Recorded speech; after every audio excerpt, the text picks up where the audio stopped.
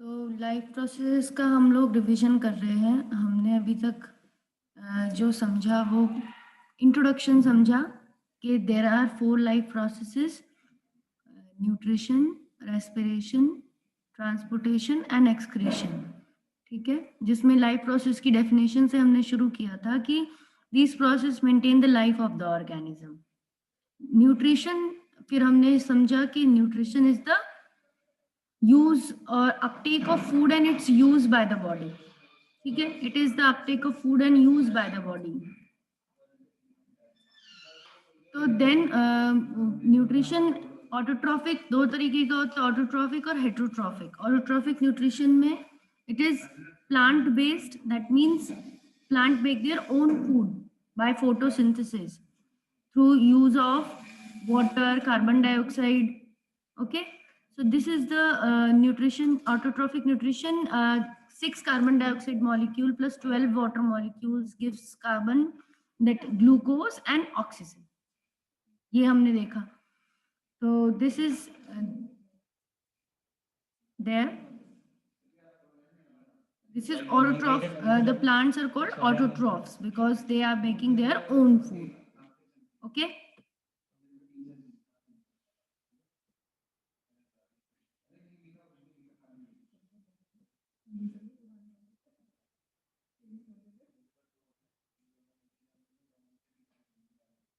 So you can see life processes. What is life processes ये हमने देख लिया। Mode of nutrition, autotrophic, heterotrophic, paramecium है, Euglena है। देख पा रहे हैं आप सब लोग इसे? You can see very well. ठीक है, ऑटोट्रॉफिक न्यूट्रिशन की हमने स्लाइड देखी। ये ऑटोट्रॉफिक न्यूट्रिशन की स्लाइड है जिसमें प्लांट्स क्या कर रहे हैं, प्लांट्स की न्यूट्रिशन दिखा रखी है। सनलाइट दिख रही है आपको, सनलाइट पड़ रही है लीफ के ऊपर, लीफ के अंदर क्लोरोफिल है, ग्रीन कलर के लीव्स होते हैं। तो वाटर आया है प्लांट में और कार्बन डाइऑक्साइड भी एयर से आई है। सारे मिक्स होके चीजों से रिएक्ट होके लाइट एनर्जी किसमें बदली है, केमिकल एनर्जी में बदली है और ग्लूकोज बना है। ग्लूकोज बना है और ऑक्सीजन भी बना है, जो ऑक्सीजन बाहर रिलीज हो जाएगा। ठीक है, तो ये डायग्राम अगर आप बना देते हो ऑटोट्रॉफिक न्यूट्रिशन में तो भी चलेगा। हेटरोट्रॉफिक न्यूट्रिशन में आप जिराफ देख रहे हो, जिराफ पत्ते खा रहा है, तो हेटरोट्रॉफ ऐसे ऑर्गेनिज्म होते हैं जो दूसरे ऑर्गेनिज्म से फूड लेते हैं। Clear? Now saprotroph, saprotrophic nutrition हमेशा डेड डिकेइंग मैटर से फूड लेता है, जैसे फंगस और बैक्टीरिया दूसरे डेड मैटर्स को, कुछ चीज मर जाती है, कुछ चीज गल जाती है तो उसको डीकेइंग चीज को खाते हैं फंगस और बैक्टीरियाज। फोटोसिंथेसिस का स्टेप्स, 3 स्टेप्स है फोटोसिंथेसिस के। आप देख रहे हो कि ऑक्सीजन रिलीज कर रहे हैं प्लांट्स, तो absorption of light energy by chlorophyll पहला स्टेप होता है। फोटोसिंथेसिस की क्वेश्चन भी आया था आपका इस बार एग्जाम में कि 3 steps of photosynthesis: conversion of light energy to chemical energy, splitting of water molecules into hydrogen and oxygen, and reduction of carbon dioxide to carbohydrates. ठीक है, so this is the 3 steps, these are the 3 steps. Now you can know carbon dioxide कैसे आती है plants के अंदर, through stomatas. तो ये ऐसे pores होते हैं स्टोमेटा की सरफेस पे जिनके थ्रू गैस एक्सचेंज होता है। देन आपको और मैग्निफाइड इमेज दिखेगी जब माइक्रोस्कोप में, तो इस तरह का आपको स्टोमेटा दिखेगा, स्लिट जैसा, पोर जैसा, इसके थ्रू गैस एक्सचेंज होता है। और जो ये जो कर्व्ड उसके दाएं बाएं सेल्स हैं इस ओपनिंग के, ये गार्ड सेल्स हैं, ये स्टोमेटा को ओपन और क्लोज करते हैं। ठीक है, तो ये वाला स्ट्रक्चर आपका एनसीईआरटी का ही है। ओपनिंग और क्लोजनिंग कैसे होती है स्टोमेटा की? स्टोमेटा पोर्स ओपन होते हैं जब गार्ड सेल पानी से फुल होते हैं। So when guard cells are full, they are stretched, the pore is open. When the guard cells are lacking water, when they release water, stomata closes. ठीक है, clear? Then आपका nutrition in amoeba, आप diagram देख रहे हो, steps है यहाँ nutrition in amoeba के 6 स्टेप्स है। पहले अमीबा के पास एक फूड पार्टिकल दिख रहा है, फिर अमीबा स्यूडोपोडिया बनाएगी जिससे फूड पार्टिकल सराउंड हो जाएगा, फूड अंदर चला जाएगा, फूड वैक्यूल के अंदर, फूड के साथ साथ वाटर भी चला जाएगा। देन एंजाइम्स उस फैट फूड वैक्यूल में रिलीज होंगी जिससे फूड टूटने लगेगा। 5th स्टेप में फूड डाइजेस्ट हो चुका होगा, सॉल्युबल मटेरियल्स अमीबा में चले जाएंगे। 6 स्टेप में अनडाइजेस्टेड पार्ट बाहर निकल जाएगा, इजेशन। अब ये हेटरोट्रोफिक न्यूट्रिशन ह्यूमंस का है, ह्यूमन के पास एक डाइजेस्टिव सिस्टम है। ये डाइजेस्टिव सिस्टम का आपका एनसीईआरटी का डायग्राम है, पता होना चाहिए कि माउथ से शुरू होता है, देन फूड पाइप से फूड जाता है स्टमक में, स्टमक से फिर स्मॉल इंटेस्टाइन में, स्मॉल इंटेस्टाइन में पैंक्रिया और लीवर भी अपने अपने जूसेस डालते हैं। फूड फाइनली स्मॉल इंटेस्टाइन में डाइजेस्ट होकर एब्जॉर्ब भी हो जाता है, फिर लार्ज इंटेस्टाइन में वेस्ट पार्टिकल चले जाते हैं। क्लियर? यहाँ तक कोई डाउट किसी को? चैट में या अपने आप को अनम्यूट करके मुझे बता सकते हो यहाँ तक, अगर किसी को कोई डाउट है बच्चे को। नो। ठीक है, वेरी गुड। तो डाउट नहीं है तो मुझे क्वेश्चन बताओ, सेप्रोट्रॉफिक ऑर्गेनिजम्स के एग्जांपल दो। Ma'am please. What are saprotroph? Give example of saprotrophic organism.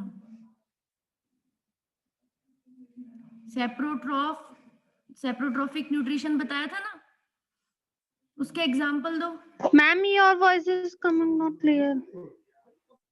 Saprotrophic organisms होते हैं जो डेड मैटर से फूड लेते हैं। They take the organisms that take food from dead matter. तो फंगस, मशरूम्स, फंगस देखिए ना आपने, मशरूम्स देखे हैं ग्रो होते हुए, बैक्टीरिया, फंगस हुए, ये सेप्रोट्रॉफ्स होते हैं। क्या होते हैं? सेप्रोट्रॉफ्स। ठीक है, और एग्जांपल दो। हेटरोट्रॉफ्स का एग्जांपल दो। What are examples of heterotrophs? कौन से ऑर्गेनिज्म को हेटरोट्रॉफ बोलेंगे? हम क्या हैं? ह्यूमंस क्या हैं? हेटरोट्रोप्स। क्यों? Why we are heterotrophs? हमको हेटरोट्रॉफ्स क्यों बोलते हैं? हम अपने आप को हेटरोट्रॉफ्स क्यों बोलते हैं? हेटरोट्रॉफ कौन होते हैं? Tell me. जो दूसरों पर डिपेंड होते हैं। ठीक है, तो हम अपना फूड दूसरों से लेते हैं, यानी कि हम सब्जी, रोटी, ये सब खाते हैं। कहाँ से आता है? प्लांट से आता है। अंडे और ये मीट कहाँ से आते हैं? एनिमल से आते हैं।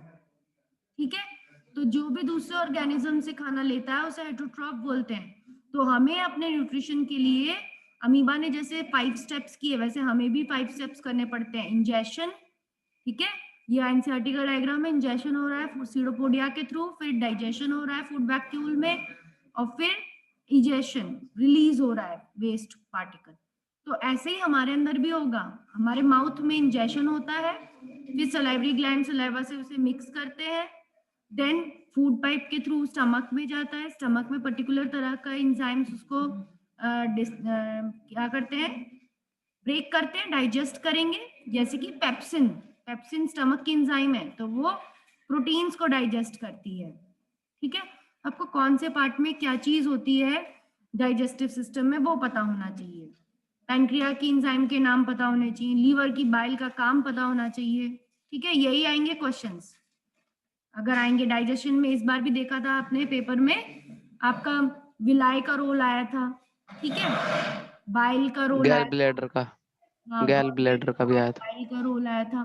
तो माउथ का यहाँ दिया हुआ है, देखो माउथ का रोल दिया हुआ है। इट इंक्लूड टीथ, माउथ मुंह में है, दांत है, आपकी जीभ है, सलाइवरी ग्लैंड्स हैं, सलाइवा वो रिलीज करते हैं। सलाइवरी ग्लैंड्स में एक एंजाइम होती है सलाइवरी अमाइलेज, उसे कहते हैं टाइलिन भी कहते हैं, जो कि स्टार्च को तोड़ती है माल्टोज में।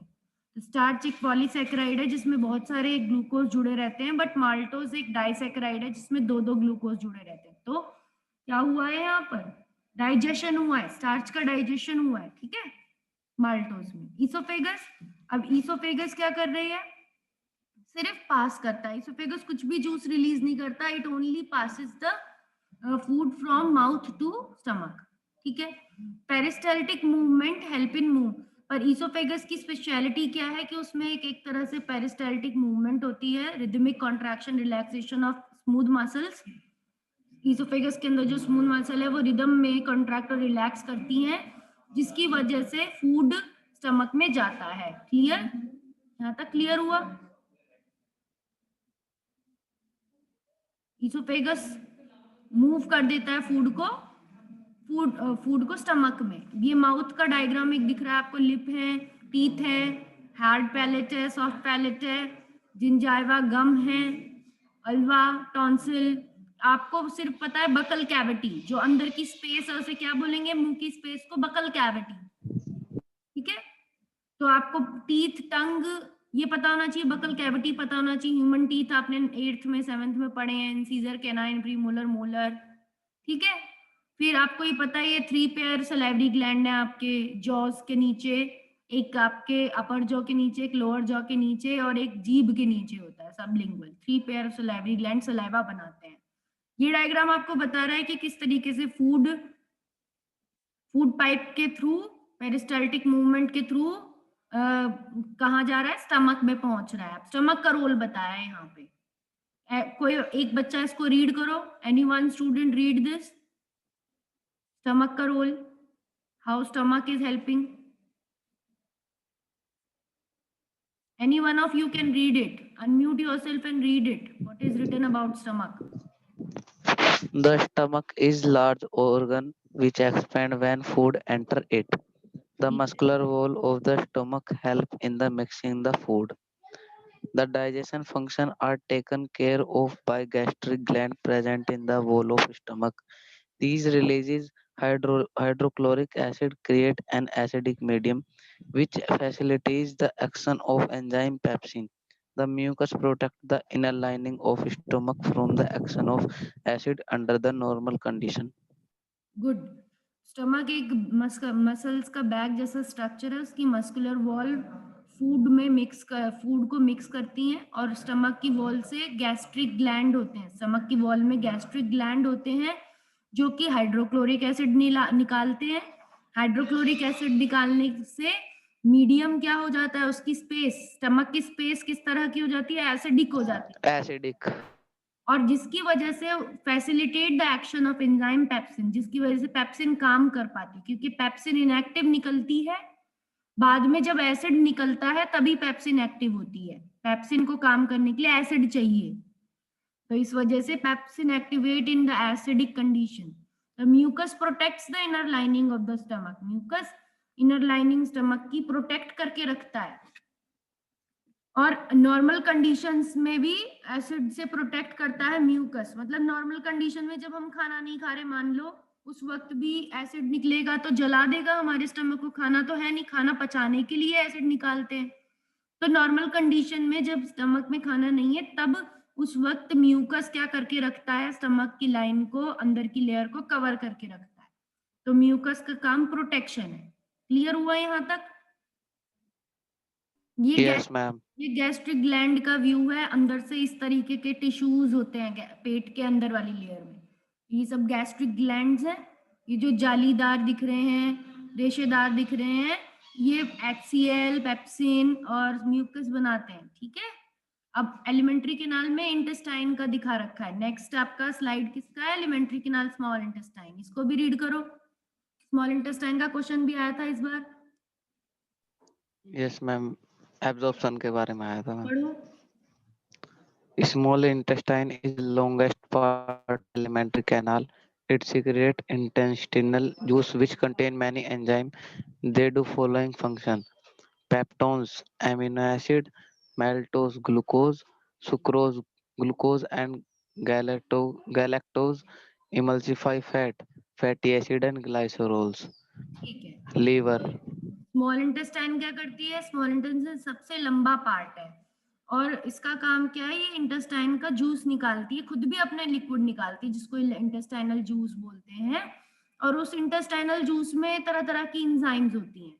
तो इसमें 2-3 इंजाइम्स के एक्शन दिखा रखे हैं कि ऐसे इंजाइम्स क्या क्या काम करेगी। जो पेप्टोन्स होंगे, यानी छोटे छोटे से पेप्टाइड यूनिट, जो प्रोटीन के टुकड़े होंगे, उनको अमाइनो एसिड में बदलेगी, माल्टोज को सुक्रोज में बदलेगी, और इमल्सिफाइड फैट को फैटी एसिड और ग्लिसरॉल में बदलेगी, और सुक्रोज को ग्लूकोज और गैलेक्टोज में बदलेगी।